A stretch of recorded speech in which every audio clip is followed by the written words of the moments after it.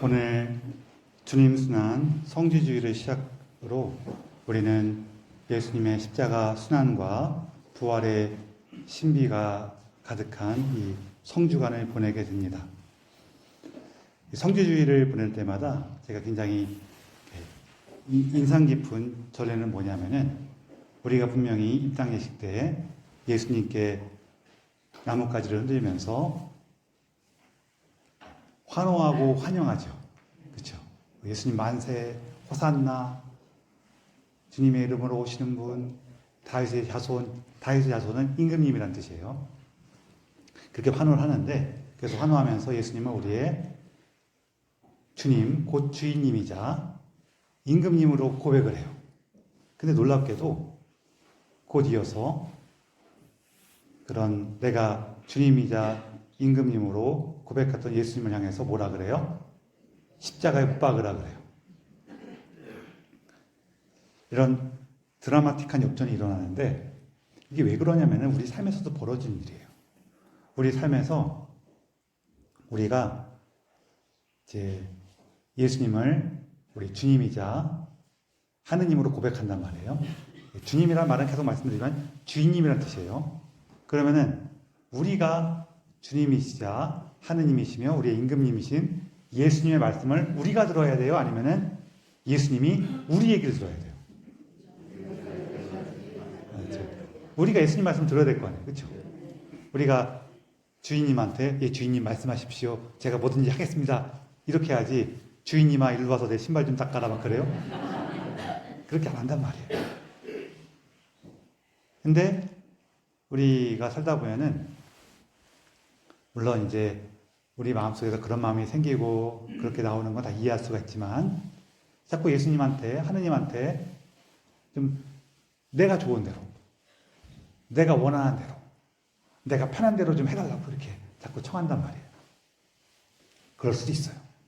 그럴 수도 있는데 이제 그 다음이 골치 아파져요. 우리 보통 우리 삶의 죄라고 얘기하면은, 우리가 자기의 죄를 돌아본다 그러면은 참기 어려워. 왜냐하면은 우리 머릿속에는 죄라는 거는 악한 행동이나 나쁜 일이에요. 그렇지만 우리가 그렇게 악한 행동이나 나쁜 일을 하고 살아요? 아니면은 그렇게 열심히 살아요? 열심히 살아요. 그렇게. 여러분, 나쁜 일을 뭐 하셨어요? 그렇게 나쁜 일 한 게 잘 없어요. 나 나쁜 일 한 것도 없고 악한 짓을 한 것도 없는데 도대체 내가 뭐가 죄를 졌나? 그럴 수가 있는데, 우리 교회에서, 우리 믿음 안에서 이야기하는 죄는 악한 행동이나 나쁜 짓이 아니에요.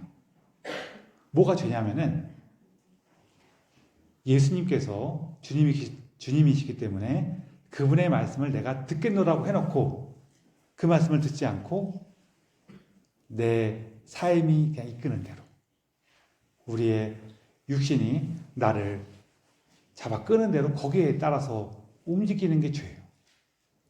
물론 우리의 육신이라는 게 항상 하느님의 뜻하고 반대가 있는 건 아니지만, 예수님의 그 하느님의 뜻으로부터 멀어지게 만들 때 그게 죄라는 거예요. 그래서 이 표현이 전례적으로 굉장히 이렇게 잘 들어가는 게 뭐냐면은, 우리가 예수님을 따르겠다고 막 나뭇가지를 흔들면서 환영했죠. 근데 우리가 살다 보면은 예수님의 뜻을 따르는 게 아니라 예수님의 뜻에서 멀어지거나 오히려 예수님 보고 내 뜻을 따라 그래. 그것이 우리의 죄가 되는데, 그래서 그 결과 어떻게 돼요? 우리가 이 예수님을 나의 주님이자 임금님으로 환영하면서 흔들었던 나뭇가지를 다 태워서 나의 죄의 상징인 죄로 만들어서 죄의수일날 뿌린단 말이에요.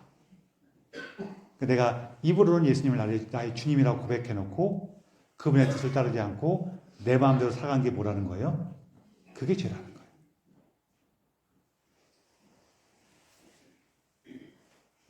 그래서 우리 삶에서 이제 내가 예수님 뜻을 따르지 않았어 이렇게 되는데, 사실은 이게 예수님의 뜻을 따르지 않은 것만 문제가 되는 게 아니라 나한테도 안 좋은 것들이에요. 예수님께서 사랑하라고, 이해하라고, 용서하라고, 또 나누라고 그러셨는데, 우리가 그게 참 좋지라고 생각은 하지만 살다 보면 그게 잘 돼요? 안 돼요? 잘 안 된단 말이에요. 그게 우리 죄라는 거예요. 그래서 우리가 예수님께 청하는 건 뭐예요? 저도 당신의 뜻을 따르고 싶고 당신의 말씀을 따르고 싶은데 이게 잘 안 됩니다.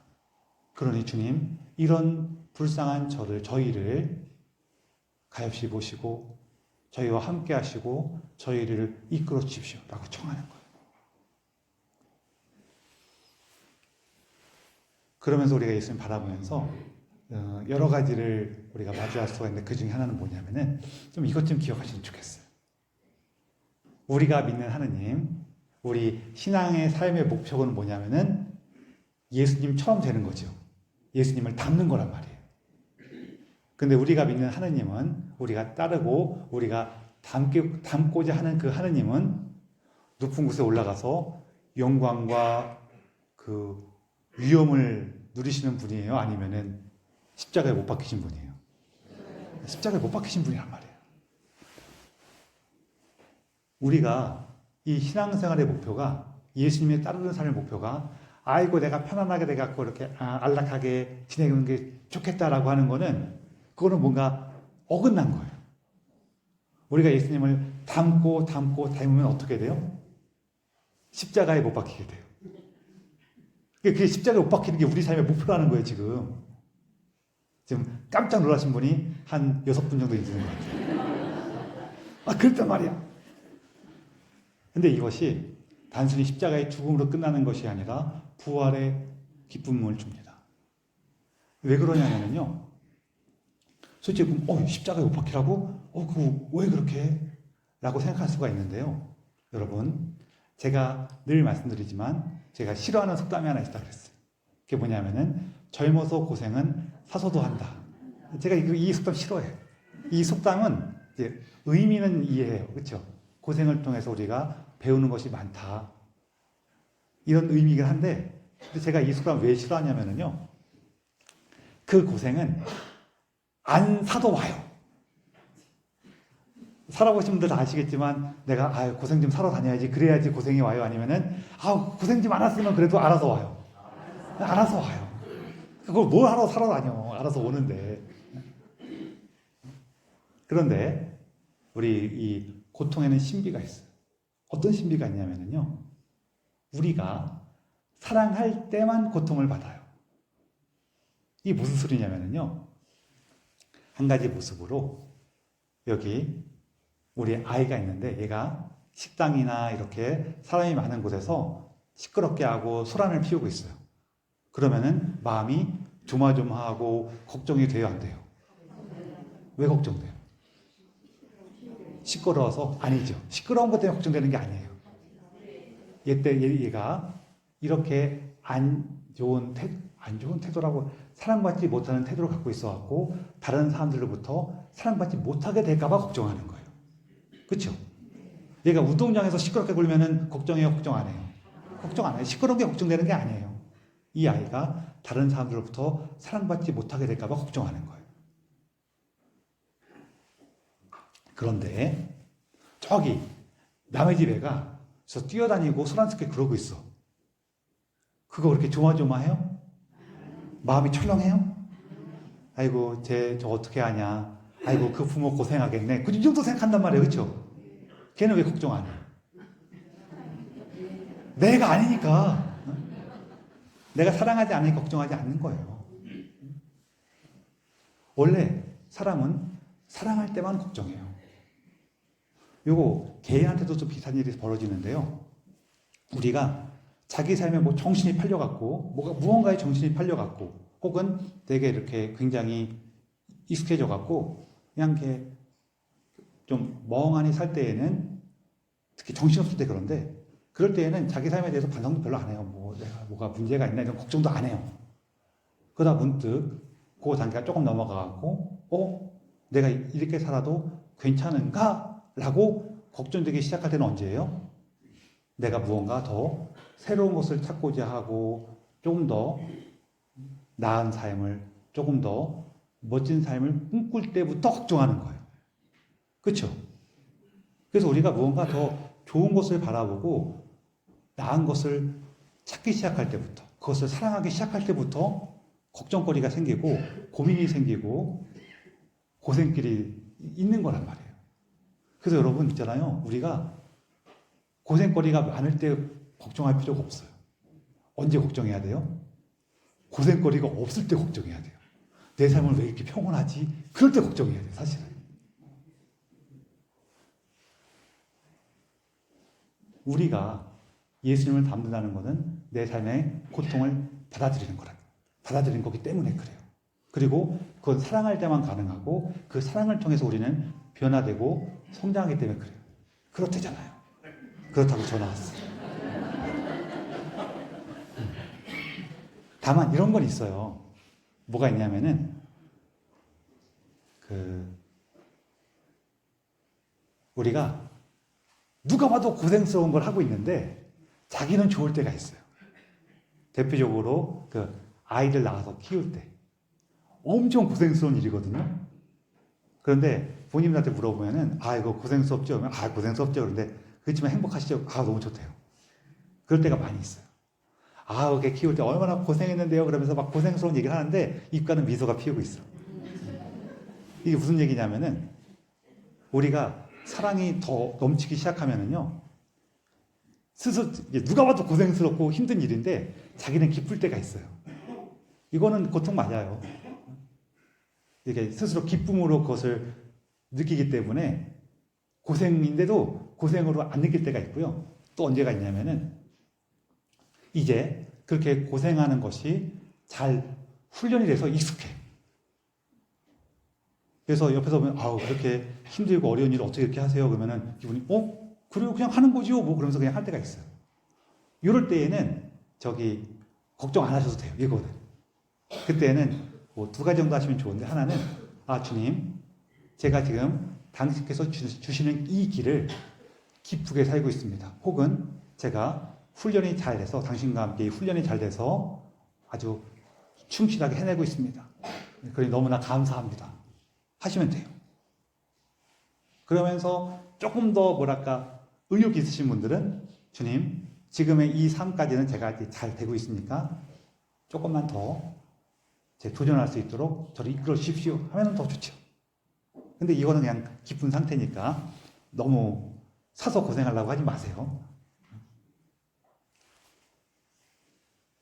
그리고 지금 여러 가지 고민이나 후회나 망설임이나 고통 속에 계신 분들은 그게 되게 힘들거든요. 힘들기 때문에 함부로 말씀드리기는 어렵지만 그래도 저는 꼭 이건 기억하시면 좋겠어요.